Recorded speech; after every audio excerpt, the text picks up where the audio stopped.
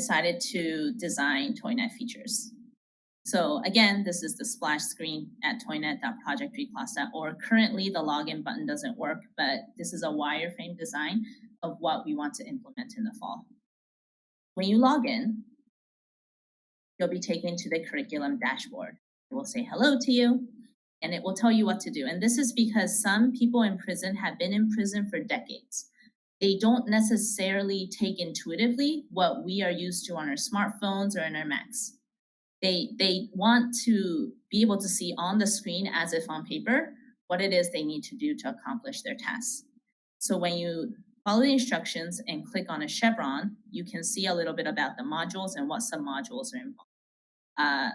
Although our MVP, our minimum viable product, will not include being able to log in, it will just let you browse around all of the sub-modules. If you were to log in, have to go in order, and we explained this as well. So I'm going to show you all of the features here. Now learn a little about what the feature does, but let's dive right in. Surveys. We need to know some bit about who our users are. This is so we can make sure they're learning.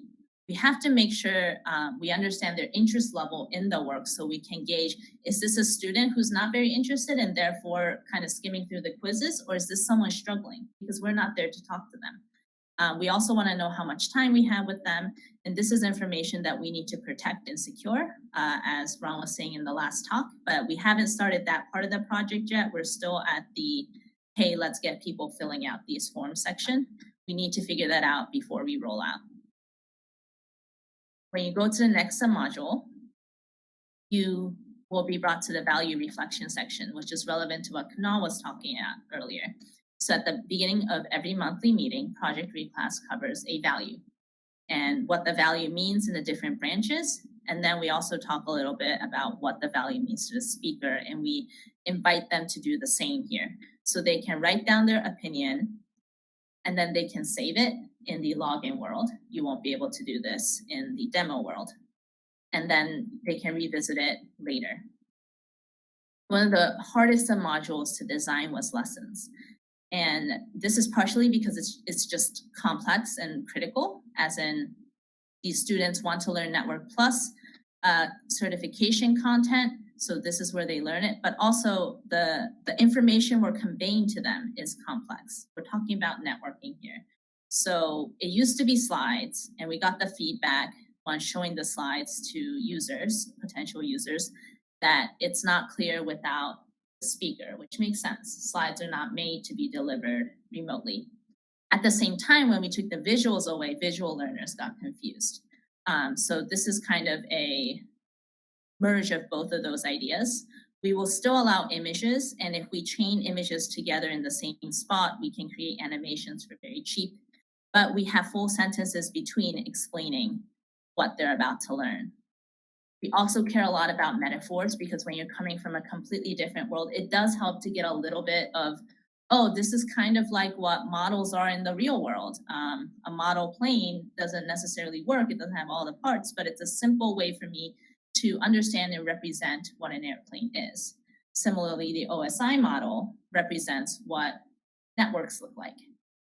Another example of metaphors is protocols.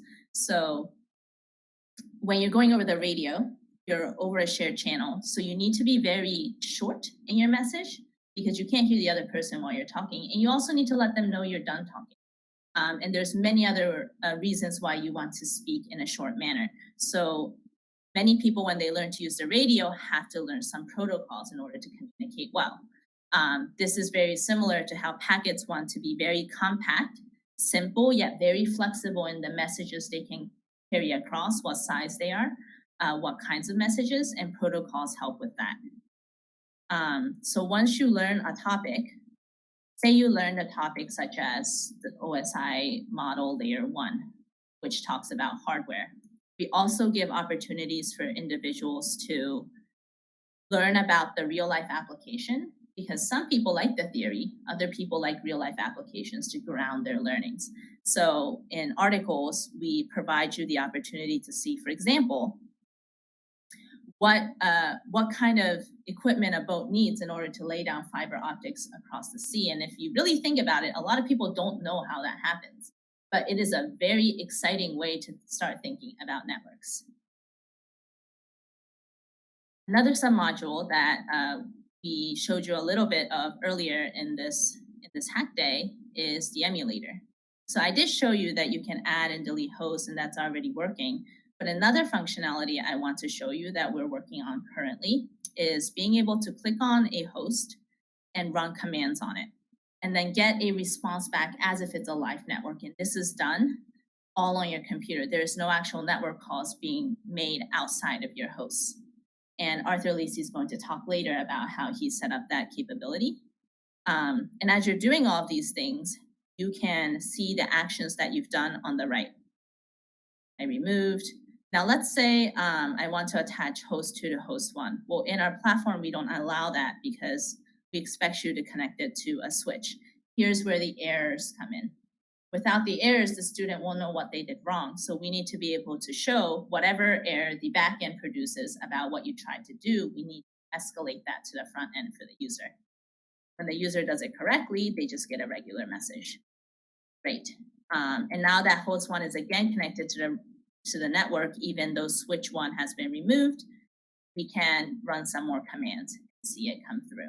This is to give tactile learners a hands-on experience. Now, if we go back to these submodules, there's one more left, quiz. A lot of our students actually felt very ungrounded without a quiz, which surprised me because I hated quizzes growing up. But when you had no quizzes at all for a year, you start wondering if you actually know the information. So they asked us to make them quizzes. So we do bring in some Network Plus questions for them to test their knowledge. If you do well, above a 70%, you can move on. If you don't score above a 70%, we will stop you from moving forward with the course. We ask you to retake it. So those are all of these submodules that are designed. You may be wondering how much of this has been built. So here are some stats. Articles, values, quizzes, and the emulator, aside from that interaction, the commands, are mostly done. So we're very excited about that. But the dashboard that I've been showing you is only 25% done, meaning you can click into some modules, but it's not this nice UI. And surveys, which are like quizzes on steroids, not done at all. And of course, lessons, I just finished designing 2 weeks ago, so we haven't even started on that. If any of this is exciting to you, stay tuned for how you can get involved.